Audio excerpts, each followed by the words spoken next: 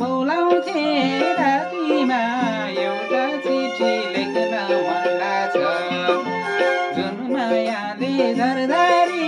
रुवायो उही मायालाई देख्न मन लाग्छ मायाले छातीमा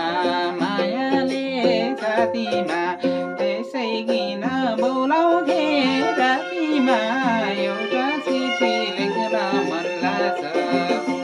जुन मायाले धरधरी रुवायो उही मायालाई देख्न मन